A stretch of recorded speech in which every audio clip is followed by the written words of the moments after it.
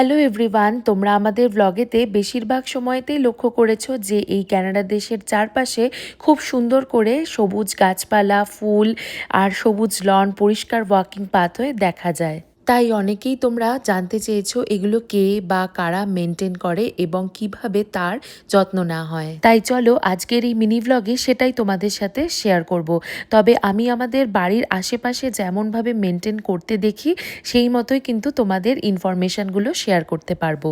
এই যে দেখো না, বাড়ির আশেপাশে যে এত গাছপালা রয়েছে, তারপরেও রাস্তাঘাটে কিন্তু গাছের ডাল পাতা এগুলো পড়ে থাকতে দেখা যায় না।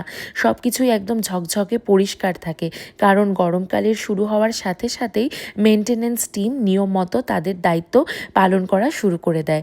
তবে অবশ্যই আমরা যারা এখানে থাকি তারা প্রতি মাসে একটা নির্দিষ্ট অঙ্কের অ্যামাউন্ট অর ফি কমিউনিটি ম্যানেজমেন্টকে দিয়ে থাকি, আর সেই টাকা থেকেই কিন্তু পুরো এলাকার মেনটেনেন্সটা করা হয়। এই দেখো না, এরকম বড় বড় লনমোয়ার দিয়ে ঘাস কেটে সুন্দর আর সমান করে দেওয়া হয়।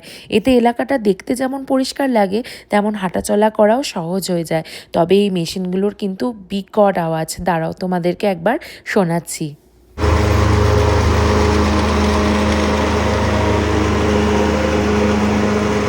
এই মেশিনগুলোর সঠিক নাম তো আমার জানা নেই, তবে এখন তোমরা যে মেশিনটা দেখছো লম্বা লাঠির মতো, দেখো এটা ট্রিমারের মতো, মানে ঘাসগুলোকে খুব সুন্দর করে ট্রিম করে দিচ্ছে। রাস্তার ওপাশে তো কাজ করছে, রাস্তার এপাশে মানে আমাদের বাড়ির ঠিক সামনেই কিন্তু দুজন মিলে কাজ করছেন। তবে এই মেশিনগুলোর বীভৎস আওয়াজ, দেখো ওনাদের কানের মধ্যে কিন্তু একটা মেশিন পড়া রয়েছে, যাতে এত বিকট আওয়াজ ওনাদের কানের মধ্যে ক্ষতি না করে।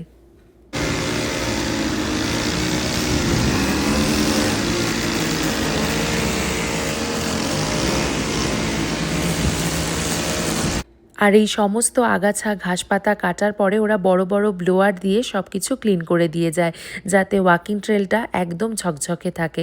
দেখো কি সুন্দর দেখতে লাগছে। এখন এই ভিডিওটা না এখানেই শেষ করছি, তবে নেক্সট ভিডিওতে তোমাদের সাথে শেয়ার করব যে এতগুলো গাছকে ওরা কিভাবে জল দিয়ে মেনটেন করে। তাহলে দেখা হচ্ছে তোমাদের সাথে আরও একটা নতুন ভিডিও নিয়ে। ততদিন তোমরা সবাই খুব ভালো থেকো এবং সুস্থ থেকো।